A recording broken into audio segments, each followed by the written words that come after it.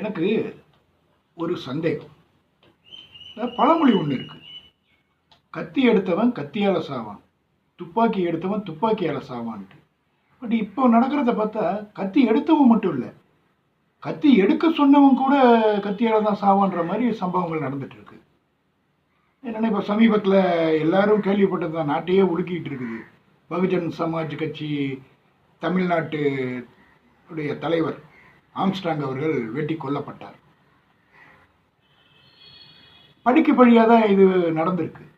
என்னன்னா சென்னை வட சென்னை புளியந்தோப்பு பகுதியில் ஆற்காடு சுரேஷ்னு பெரிய ரவுடியால வளம் வந்திருந்திருக்காரு.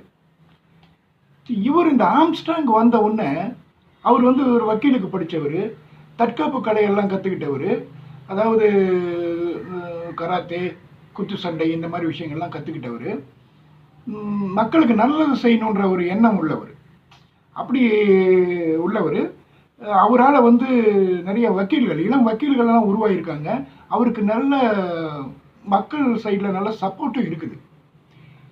அதே ஏரியாவில் ரவுடியாக வந்துட்டு இருந்தவர் ஆற்காடு சுரேஷ்ன்றவர். இப்போ இவர் இப்படி வளர வளர வளர அவர் அங்கே கொஞ்சம் டவுன் ஆகிட்டே போயிட்டு இருக்காரு. இப்போ அவங்க யோசிச்சாங்க, என்னடா இவன் வளர்ந்து வந்துக்கிட்டு இருக்கானே, இவனுக்கு ஏதாவது ஒரு அதிர்ச்சி வைத்தியம் கொடுக்கணுமேனு என்ன பண்ணிட்டாங்க, இந்த ஆம்ஸ்ட்ராங்குடைய வலது கையா இருந்த தென்னரசுன்றவரை 2015 வருஷத்துலயே தீர்த்து கட்டிட்டாங்க. அப்ப இருந்தே இந்த பகை வளர்ந்துட்டு வந்துட்டு இருந்திருக்கு. ஒரு சில நெருக்கடியில் ஆற்காடு சுரேஷ் வேலூர்ல போய் இருக்க வேண்டிய சூழ்நிலை வந்துருச்சு. இங்க சென்னையில் இருக்க முடியல, அவர்னால யாரும் இருக்க விடல. இப்படி இருக்கும்போது ஒரு நாள் இந்த ஆற்காடு சுரேஷ் சென்னையில் உள்ள பட்டணப்பாக்கத்துக்கு ஏதோ வேலையா வந்திருக்காரு. அந்த இடத்துல இவர் தூண்டி விட்டதா சொல்லி அதாவது ஆம்ஸ்ட்ராங் அவர்கள் தூண்டி விட்டதா சொல்லி ஒரு கோஷ்டி போய் அவரை காலி பண்ணிட்டாங்க. அப்ப அந்த இடத்துலயே அவருடைய தம்பி இன்னும் சிலர் எல்லாம் சேர்ந்து ஒரு சபதம் எடுத்திருக்காங்க, இவரை கொல்லணும்னு. இதுக்காக வருஷக்கணக்கா அப்படியே பிளான் பண்ணிட்டே இருந்திருக்காங்க. அவர் பக்கத்துல இருக்கக்கூடிய ஒரு ஆட்டோ டிரைவர் அவங்களுக்கு உதவி பண்ணியிருக்காரு. அதாவது என்ன பண்ணுறாரு, ஏது பண்ணுறாரு, எப்படி வர்றாரு போகிறாரு, இப்படின்ற விஷயங்கள் எல்லாத்தையுமே அங்கே சொல்லிகிட்டே இருந்திருக்காங்க. இதை கேட்டு அவங்க அப்படியே ஐடியா பண்ணிகிட்டே இருந்திருக்காங்க. இவரை நேராக போய் மோதவும் முடியாது, ஏன்னா இவர் துப்பாக்கி வச்சிருக்காரு. இது ஒன்று இருக்குது. இப்போ அதை பிளான் பண்ணி தான் அவர் பண்ணணும்னு சொல்லி அவருடைய பிறந்த நாளை என்னமோ வந்திருக்கு. அந்த பிறந்த நாளை அன்னைக்கு, இல்லை பிறந்த நாள் இல்லை, இறந்த நாள் அன்னைக்கு அவரை முடிக்கணும்னு பிளான் பண்ணியிருக்காங்க. ஆனால் முடியல. உடனே திரும்பவும் உட்காந்து பிளான் பண்ணி என்ன பண்ணியிருக்காங்க, அவரை நேராக போய் பண்ண முடியாது, பின்னாடி போய் தான் அவரை அட்டாக் பண்ணணும்னு பிளான் பண்ணியிருக்காங்க. சரி, பின்னாடி போய் அட்டாக் பண்ணணுன்ட்டு இந்த உணவு எல்லாம் வீடு கொண்டு வந்து கொடுக்குறாங்கல்ல, இந்த டொமோட்டோவோ என்ன அந்த இது மாதிரி போய் அவர்கிட்ட பேசியிருக்காங்க. அவர் புதுசாக ஒரு வீடு கட்டியிருக்காராம். அந்த வீடு கிட்ட நின்றுட்டு இருந்திருக்காரு.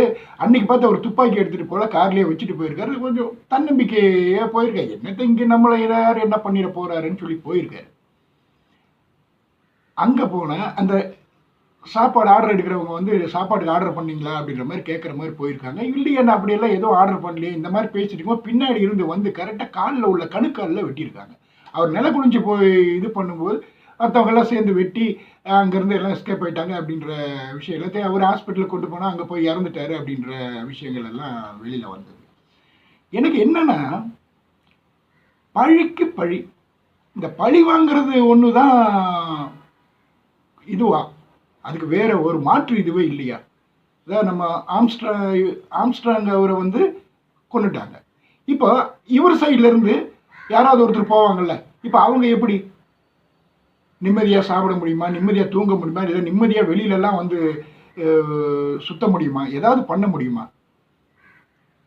எனக்கு இதுதான் ஒரே சந்தேகம் இருக்கு. இப்படி எதுவுமே இல்லாமல் நிம்மதி இல்லாத வாழ்க்கை எதுக்கு? இப்போ நியூட்டனின் 3ஆம் விதி என்ன சொல்லுது? நேர்மறைன்னு ஒன்று இருந்தால் எதிர்மறைன்னு ஒன்று இருக்கும். அதாவது நல்லதுன்னு ஒன்று இருந்தால் கெட்டதுன்னு ஒன்று இருக்கும். அப்போ கெட்டதுன்னு ஒன்று இருந்தால் நல்லதுன்னு ஒன்று இருக்கும் இல்லை? அப்போ இதுக்கு என்ன சொல்யூஷன்?